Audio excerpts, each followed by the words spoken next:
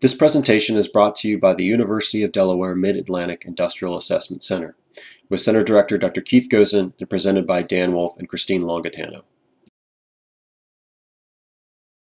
This video will discuss the application of variable frequency drives for variable airflow scrap collection. We will begin by providing a brief overview of the process flow, followed by data acquisition to develop a motor load curve. We will then discuss affinity laws and compute energy savings for applying a VFD on a blower. The presentation will wrap up with a brief discussion on implementation cost and payback period. This particular facility performed paper printing and cutting. The figure below presents a simplified view of the scrap collection system. First, sheets of paper enter the cutter and the scrap is conveyed to a port for collection. This is a paper cutting machine which has a blower that sucks up any scrap paper.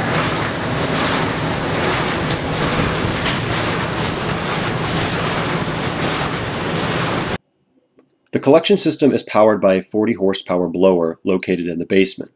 Currently, the quantity of airflow is adjusted by a manual gate located near the conveyor. We're going to investigate whether reducing airflow where that required for the scrap paper will reduce the motor consumption by closing this gate. The video on the left displays the current as a function of gate position.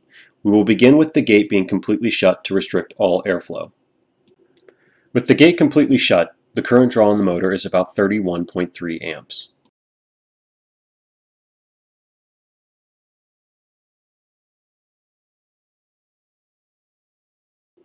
With the gate 25% open, the current reading is about 34.3 amps.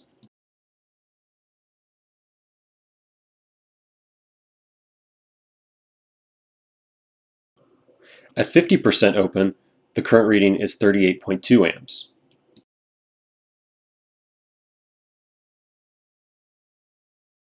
At 75% open, the current reading is 41.3 amps.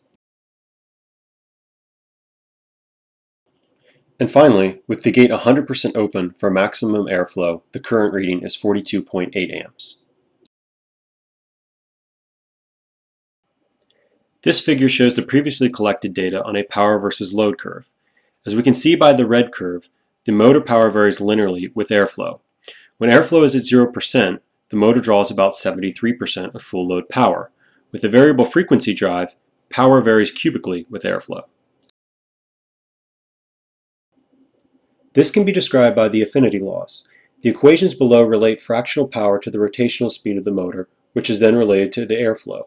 A pressure sensor in the main manifold will send a signal to the VFD, which will vary the frequency and voltage based on the airflow requirements. For this particular facility, it was determined that, on average, airflow requirements could be reduced by 15%.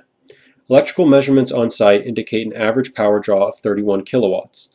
Thus, with a reduction to 85% airflow, power consumption will be reduced to 19 kilowatts, for a savings of about 39%. Going back to our graph, the savings can be represented by the area between the two curves. The recommendation made to the facility is projected to save them approximately 44,000 kilowatt hours per year, resulting in cost savings of about $6,100 per year. With implementation costs for variable frequency drives and electronic gates estimated at about $20,000, the payback period is projected to be just over 3 years.